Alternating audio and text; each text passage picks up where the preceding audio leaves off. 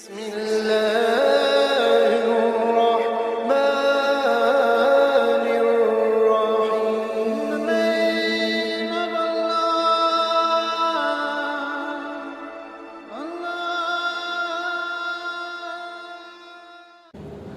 اب سوئے ہوئے ہیں، ایک بدو نے آپ کی تلوار اٹھائی اور یہاں ماری، آپ اٹھ کے بیٹھ گئے، تو اس کے ہاتھ میں تلوار یوں سیدھی کی، من یمنعک منی، کون بچائے گا؟ تو آپ مسکرائے، آپ نے کہا اللہ، تو اس کا ہاتھ کانپا، تلوار گر گئی، تو آپ نے یوں تلوار اٹھا کے یوں سیدھی کی، تجھے کون بچائے گا؟ کہنے لگا میں تو ہی بچاؤں. تو آپ نے کہا کلمہ پڑھتے ہو؟ کہنے لگا نہیں پڑھتا. کہا جاؤ معاف کی. جب وہ کلمہ نہیں پڑھ رہا تھا تو اس وقت تو قتل کر دیتے کہ میں نے قتل کرنا آیا. اگر نہیں میں نہیں پڑھتا. کہا جاؤ معاف کی. مکے سے طوائف آئی، طوائف، سارا اس کا نام تھا، سارا گانے والی ناچنے والی، اور آگے مدینے پہنچ گئی. کہنے لگی فاکو مر گئی ہوں میری مدد کر. اللہ کے نبی سے کہہ رہی گانے والی ناچنے والی، فاکو مر گئی ہوں میری مدد کر. تو آپ نے کہا کلمہ پڑھتی ہو؟ آپ نے کہا کلمہ پڑھتی ہو؟ کہنے لگا نہیں پڑھتی. نہیں پڑھتی. کفر، ناچنے والی گانے والی، ٹھیک ہے. کلمہ پڑھتی ہو؟ کہا نہیں پڑھتی. تو آپ کہتے ہیں نو فاتح باہر کر دو. نہیں. تو آپ نے کہا میں اپنی خاندان والوں سے کہتا ہوں اس عورت کی مدد کرو. اپنے خاندان میں اپنے خاندان سے کہتا ہوں اس عورت کو بھر دو. یہ اپنا خاندان کیوں کہا؟ سب صحابہ سے کیوں نہیں کہا کہ کسی کے جی میں یہ نہ آئے کہ طوائف کی مدد کر رہے ہیں؟ لہذا اپنے خاندان سے کہا میرے گھر والے اس کی مدد کرو، اور اس کو بھر کے بھیجا. یہ میرے نبی کے اخلاق ہیں. اب کھانا کھا رہے ہیں، ایک مدینے کی طوائف گزری، اس نے نا آپ کا مذاق اڑانا چاہا، کہا بڑا نبی بنتا ہے کسی کو کھانے کا ہی نہیں پوچھتا. تو آپ نے کہا آ جا. حالانکہ آپ کہتے ہیں انہوں 2 لتر مارو تو دفع کرو. یہ طوائف ہو کے کی گل کر رہی. 2007 میں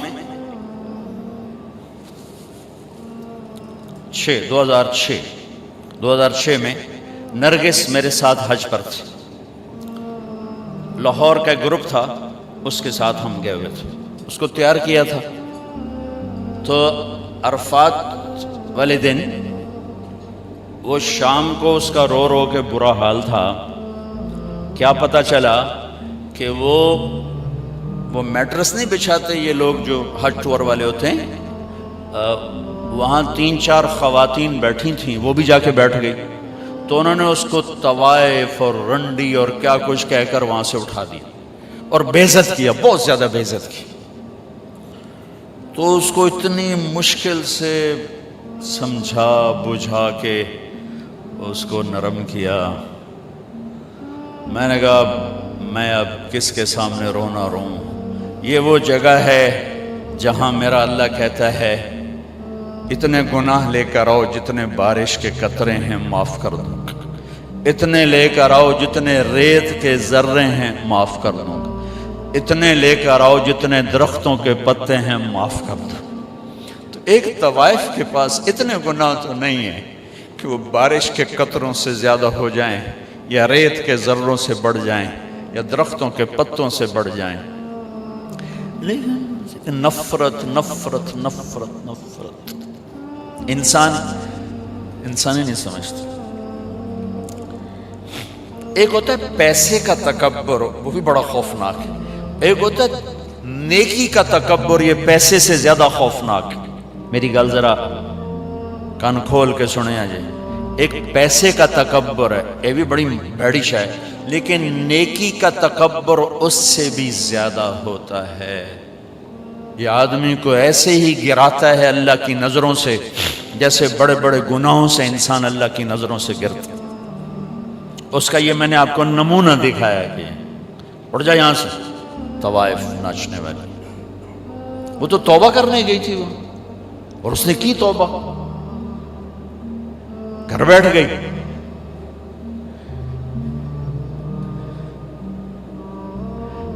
ہماری نفرتوں نے بڑے بڑے ہیرے ہم نے ضائع کر دیے۔ نسیم وکی ایک اداکار ہے، اس کی والدہ فوت ہو گئی، میں اس کا جنازہ پڑھانے گیا تو سارے اداکار ہی تھے، 250-300، تو میں نے سب کو بٹھا لیا۔ عجب ان کے حلیے حال تھے، کس ماحول میں، ہر گناہ اس ماحول میں ہوتا ہے جس میں وہ ان کی زندگی گزرے، ہر گناہ۔ میں نے ان سے کوئی 20-25 منٹ بات کی، میں نے اتنا کسی کو روتے نہیں دیکھا جتنا وہ نوجوان روئے، ہچکیوں۔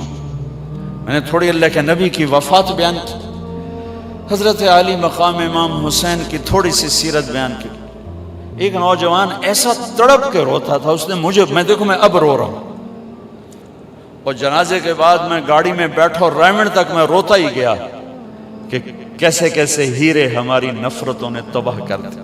کنجر کنجر کنجر، رنڈی طوائف طوائف۔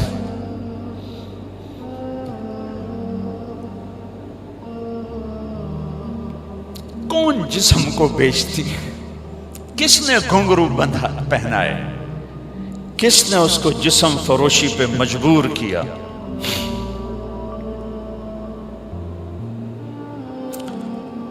یہ کوئی عورت کی فطرت تھوڑا ہی ہے کہ اپنا جسم بیچنے کے لیے منڈی میں آ جائے، اپنے جسم کی نمائش کے لیے گھنگرو باندھے۔ یہ تو نچوانے والے میاں صاحب، سیٹھ صاحب، چودھری صاحب، سردار صاحب، ان کی کلغی سفید رہی، اس کے ماتھے پہ طوائف کا داغ لگا، موت بھی نہ دھو سکی۔ میرا ضلع ملتان ہے، 1818 میں رنجیت سنگھ نے ملتان فتح کیا تھا، مظفر خان سے حکومت چھینی، شہید ہوئی، تو اس نے 3 بازار حسن بنائے، ایک ملتان میں، ایک کیروڑ پکا میں، ایک تلمبا۔ تلمبا میرا ہوم ٹاؤن ہے، میرے گاؤں سے 3 کلومیٹر۔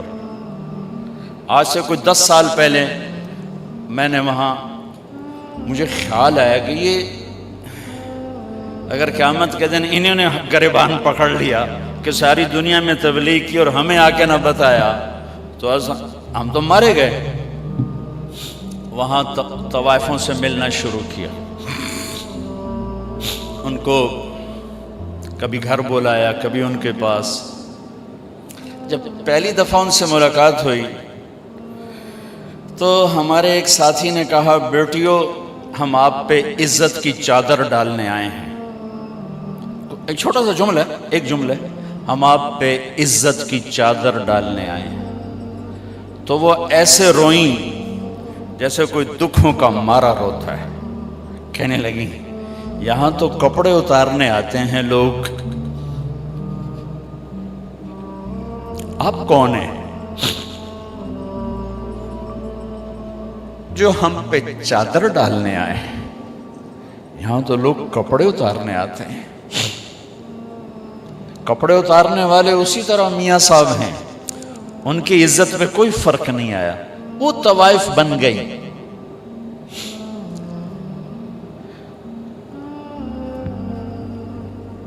10 سال کی محنت کے بعد اللہ کے فضل سے وہ سارا محلہ اب ختم ہونے کو ہے۔